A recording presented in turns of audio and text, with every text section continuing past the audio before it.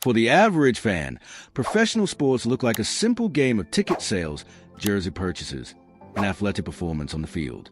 We see packed stadiums, multi-million-dollar player contracts, and historic championship celebrations. Yet, behind the bright stadium lights, a massive financial system operates entirely out of public view. On any standard corporate balance sheet, a business that relies solely on selling tickets cannot survive the modern economy. In reality, the sports industry has transformed into a complex network of media distribution, real estate development, and private equity investments. Understanding the true business of sports requires moving past the scoreboard and exploring the high-stake financial architecture that drives billions of dollars behind the scenes. To truly comprehend why this industry scales so aggressively, one must look at how sports operate as the absolute last bastion of live, unskippable media entertainment on the planet. In an era where streaming platforms allow consumers to completely bypass traditional advertisements, live sports remain the only product that billions of people insist on watching in real time. This unique cultural dominance gives sports leagues unprecedented leverage over corporations, tech giants, and television networks alike. The money flowing through this ecosystem does not just fund athlete lifestyles, it dictates the development of major metropolitan cities, reshapes international corporate marketing strategies, and establishes massive high-margin revenue funnels that are completely invisible to the casual viewer sitting in the stands. The stability engine of multi-year media and broadcast rights. The foundational pillar that supports the massive valuations of modern sports leagues is not ticket sales or stadium concessions, but long-term broadcasting rights. Media contracts act as a guaranteed financial floor for franchises, completely insulating them from on-field performance or temporary drops in fan attendance. When a league signs a multi-billion-dollar contract with television networks and global streaming giants, that total pool of cash is divided equally among all teams in the league. This means a team sitting at the absolute bottom of the standings receives the exact same broadcast payout as a team winning the championship. This hyper-predictable, recession-proof revenue stream is the primary reason billionaires and private equity firms compete aggressively to buy sports assets. They are not buying a volatile entertainment company. They are purchasing a highly stable media property with guaranteed cash inflow secured for the next decade. Furthermore, this media revenue infrastructure has experienced a massive expansion as traditional cable networks battle tech giants for digital streaming exclusivity. As massive tech corporations deploy billions of dollars to secure live sports for their subscription platforms, the baseline valuation of broadcasting rights has reached unprecedented heights. This corporate warfare ensures that even if a team suffers a terrible losing season and experiences a drop in local ticket sales, its financial survival is completely guaranteed by global media syndication contracts, transforming the franchise into an incredibly secure, low-risk corporate asset. Premium stadium economics over traditional gate receipts. While everyday fans focus on the price of a standard grandstand ticket, sports finance executives view the physical stadium through a completely different lens. The real differentiator between a highly profitable franchise and a struggling one is the total control over high-margin premium spaces. This includes luxury corporate suites, private club levels, and exclusive courtside seating where corporate clients pay astronomical fees for premium access. A single luxury box rented out to a major corporation for a season can generate more pure profit than thousands of standard upper deck seats combined. Furthermore, when a franchise owns its venue, it captures 100% of stadium naming rights, parking fees, and non-sporting event bookings like massive stadium concert tours. Controlling the entire premium ecosystem allows a team to maximize localized revenue that is completely diluted by league-wide revenue-sharing agreements. To maximize this premium revenue, modern stadium architecture is intentionally designed to guide high-net-worth individuals away from the general public and into hyper-exclusive consumer zones. These elite areas feature high-end culinary operations, private entrance gates, and upscale retail environments where corporate sponsors can entertain clients in a high-prestige setting.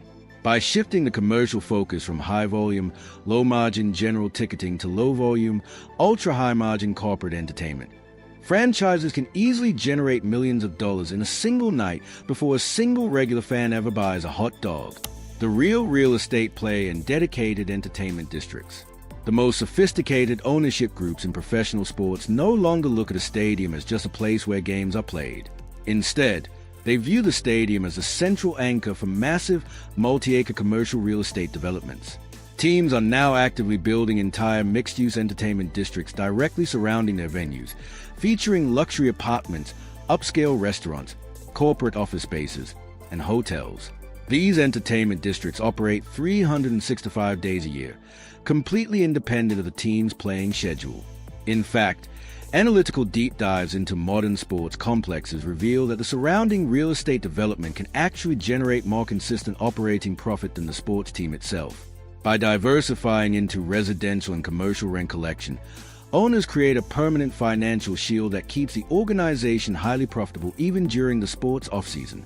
This integration of sports and commercial real estate allows owners to capture the massive appreciation in land value that occurs whenever a new world-class stadium is constructed.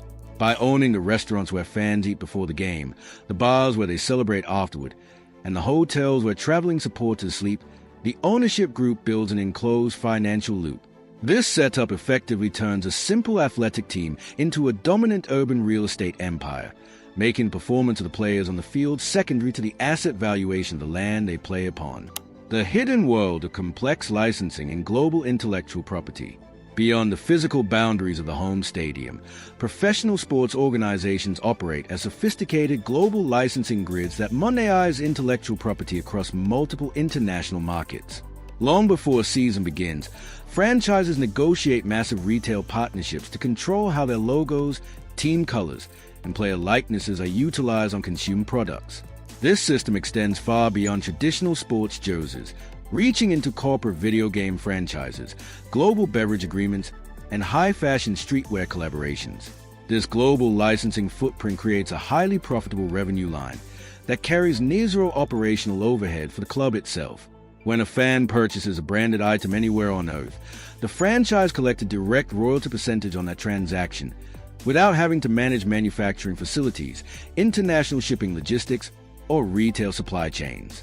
By transforming a local athletic identity into an omnipresent lifestyle brand, top-tier sports organizations can successfully capture consumer dollars from individuals who may never watch a live broadcast, turning pure cultural relevance into a scalable revenue machine.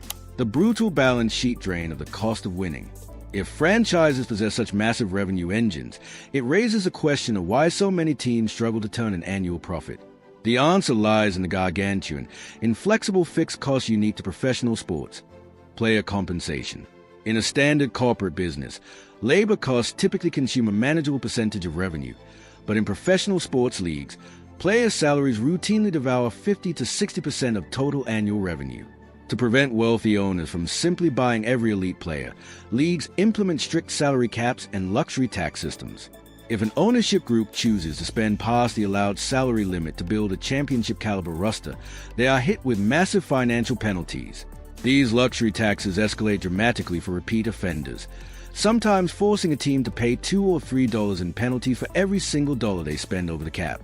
This makes maintaining a winning roster an incredibly expensive endeavor that can instantly wipe out a team's annual operating profit.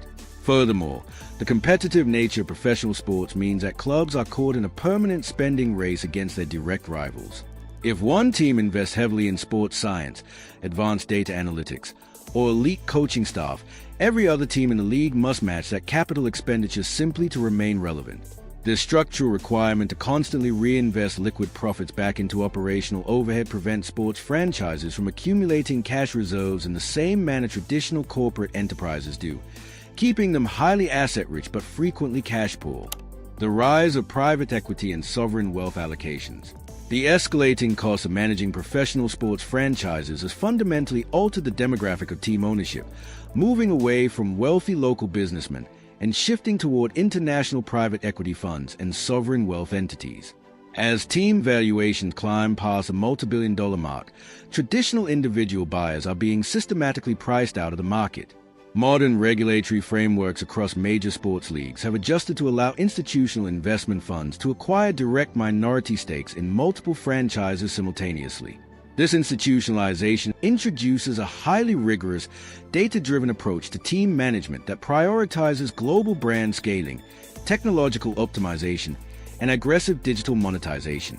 Private equity firms analyze sports teams through the exact same financial lens they use for tech startups or industrial manufacturing corporations, seeking to streamline operational efficiencies and maximize future exit multiples. The entry of sovereign wealth funds adds a powerful layer of geopolitical strategy to the mix, as entire nations utilize premium sports assets to drive international tourism, enhance soft power diplomacy, and diversify their sovereign financial portfolios away from traditional energy markets. Valuation multiples vs. traditional corporate cash flow. In the traditional corporate world, companies are valued based on their annual earnings and direct profitability. In professional sports, those traditional financial metrics are almost entirely ignored by investors. Franchises are treated less like standard businesses and more like rare fine art or historical real estate assets. Because the supply of professional sports teams is strictly fixed and global demand from ultra-wealthy buyers continues to skyrocket, asset appreciation is the ultimate goal. When an owner eventually decides to sell a franchise, the purchase price is calculated using a massive multiple of total revenue, completely disregarding whether the team lost money on a month-to-month basis. Owners willingly absorb short-term operational losses because they know the long-term capital gains will be astronomical. The true business model of professional sports is not about collecting profit from game days. It is about controlling a scarce, culturally dominant asset that predictably compounds in value year after year. The intricate hidden mechanics of corporate media negotiations, localized real estate syndication, and high-stakes luxury tax manipulation form the actual engine driving the global sports economy. If you want to continue pulling back the curtain on how elite ownership groups, global media empires, and top-tier digital organizations build and protect their wealth networks across the attention economy, make sure to hit the like button on this video and subscribe to the channel right now so you never miss our next behind-the-scenes financial deep dive.